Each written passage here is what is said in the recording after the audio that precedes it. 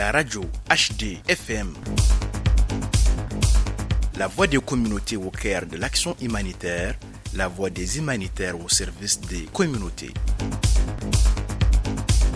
C'est l'heure de votre journal en français.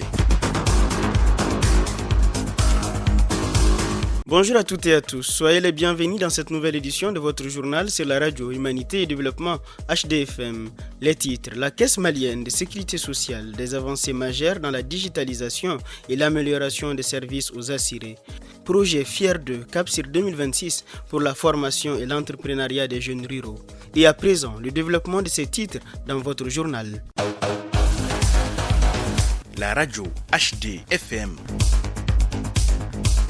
La Caisse malienne de sécurité sociale, CMSS, a enregistré au cours de l'exercice écoulé des avancées significatives au profit de ses assurés, notamment à travers la production et la distribution de cartes d'assurés, la poursuite de la digitalisation des paiements et la dématérialisation progressive des procédures.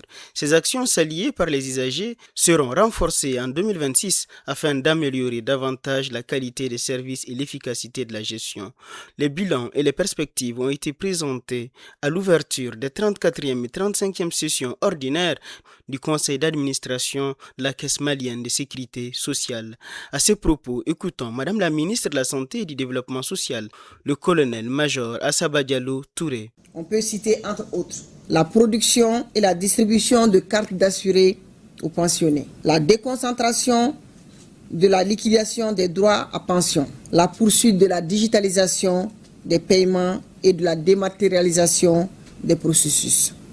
Dans le cadre de la délégation de gestion de l'AMO, au titre de l'exercice 2023, la CMSS a reçu et traité 43 578 demandes de pré-immatriculation, 28 demandes de réadhésion. Elle a recouvré et reversé à la CANAM un montant de 46 335 835 245 francs CFA et a effectué le remboursement aux prestataires conventionnés de 3 963 197 feuilles de soins. Le budget de la CMSS au titre de l'exercice 2026 est arrêté en recettes et en dépenses à la somme de 211 15 340 000 francs CFA par rapport au budget 2025 qui était de 196 545 998 000 francs CFA. Il faut noter que ce montant est essentiellement dédié au paiement des dépenses techniques, dépenses de pension. Ce projet de budget 2026 prend également en charge les missions de recouvrement des ressources et de paiement des prestations, ainsi que les autres activités concourant à l'atteinte des objectifs de la CMSS. Le comité national de pilotage du projet FIER 2 a tenu le lundi 12 janvier 2026 sa 3e session ordinaire. Ce projet dédié à la formation professionnelle, à l'insertion et à l'appui à l'entrepreneuriat des jeunes ruraux constitue la 2e phase du programme FIER. Entré dans sa 3e année de mise en œuvre, le projet dispose d'un budget prévisionnel de plus de 12 milliards de francs CFA. La rencontre a permis de faire le bilan des activités réalisées en 2025 et de valider les orientations stratégiques ainsi que le plan d'action pour l'exercice 2026. Sur ce sujet, écoutons M. Drissa Gundo, secrétaire général du ministère de l'Entrepreneuriat national, de l'emploi et de la formation professionnelle. Le PTVA 2025 du projet FIER 2 avait un coût total de 5 992 millions de francs CFA et portait essentiellement sur la formation technique et entrepreneuriale de 1800 jeunes, dont 40% de femmes, le financement et accompagnement post-financement de 1800 projets de jeunes, dont 40% pour les femmes. C'est dans ce contexte que la programmation du PTVA 2026 intervient. Son budget prévisionnel s'élève à 12 293 millions de francs CFA. Les principales interventions prévues portent sur les axes suivants. La réalisation des formations techniques et entrepreneuriales au profit de 3800 jeunes, dont 1520 femmes et 76 personnes en situation de handicap. L'organisation des sessions d'alphabétisation au profit de 4000 jeunes et de 150 tuteurs. Le financement de 3800 projets, dont 3154 AGR et 646 MR. En bref, son Excellence M. Abdoulaye Diop, ministre des Affaires étrangères, de la coopération internationale, a reçu en audience le mardi 13 janvier 2026 M. Gilles Fagninou, directeur régional de l'UNICEF pour l'Afrique de l'Ouest et du Centre, accompagné de M. Pierre Ngom, représentant de l'UNICEF au Mali en fin de mission.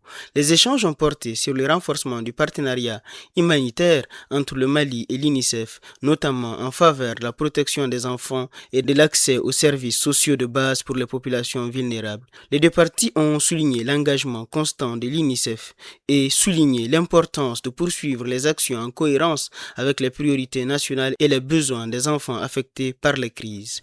L'UNICEF a réaffirmé sa volonté de maintenir une coopération étroite et concertée à travers l'élaboration du nouveau programme de coopération et le bon fonctionnement du bureau pays. À cette occasion, un hommage a été rendu à M. Pierre Ngom pour sa contribution au renforcement de la coopération humanitaire avec le Mali. La rencontre s'est conclue par la réaffirmation d'un dialogue renforcé en vue de répondre durablement aux besoins essentiels des enfants maliens. Dans le cadre de la mise en œuvre du projet MAPL Save the Children au Mali en partenariat avec l'ONG, Gardel a procédé à la remise d'un important lot de matériel de démonstration nutritionnelle au centre de santé communautaire du district sanitaire de Ménaka.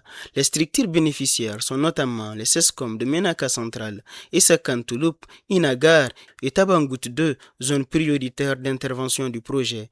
La cérémonie s'est déroulée en présence des autorités communales, dont le maire de Ménaka, des services techniques de l'État ainsi que des organisations de la société civile, témoignant de l'approche collaborative et multisectorielle du projet. Cette dotation vise à renforcer les capacités des structures sanitaires dans la prévention et la prise en charge de la malnutrition aiguë au bénéfice des enfants de moins de 5 ans ainsi que des femmes et filles enceintes ou allaitantes particulièrement affectées par les crises humanitaires.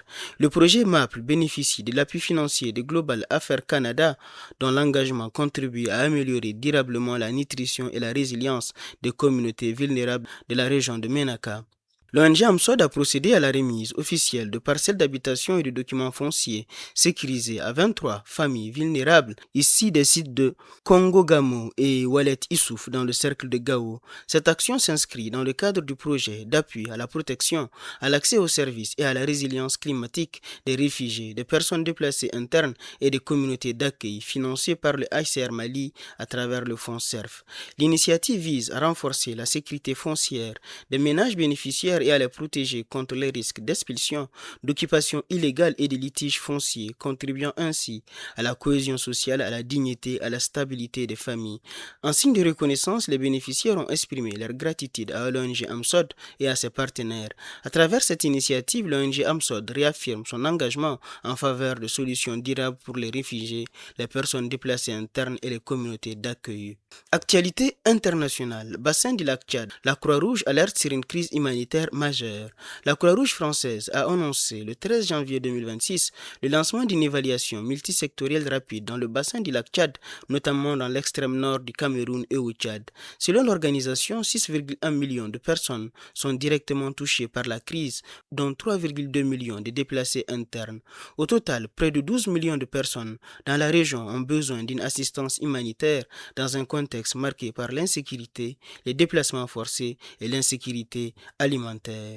Jérusalem-Est. L'Office de secours de travaux des Nations Unies pour les réfugiés de Palestine a dénoncé la fermeture forcée d'un centre de santé à Jérusalem-Est et de possibles coupures d'eau et d'électricité touchant ces installations.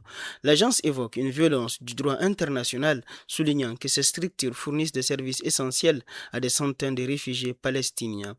ONU, Antonio Guterres, alerte sur un monde chaotique. Le secrétaire général de l'ONU, Antonio Guterres, a mis en garde contre un monde marqué par les conflits, les inégalités et la remise en cause du multilatérisme. Il a réaffirmé le respect de la Charte des Nations Unies comme principe essentiel et souligné que paix, justice et développement durable sont indissociables, appelant à renforcer la coopération internationale face aux crises mondiales. C'est tout pour cette édition de votre journal sur la radio Humanité et Développement HDFM.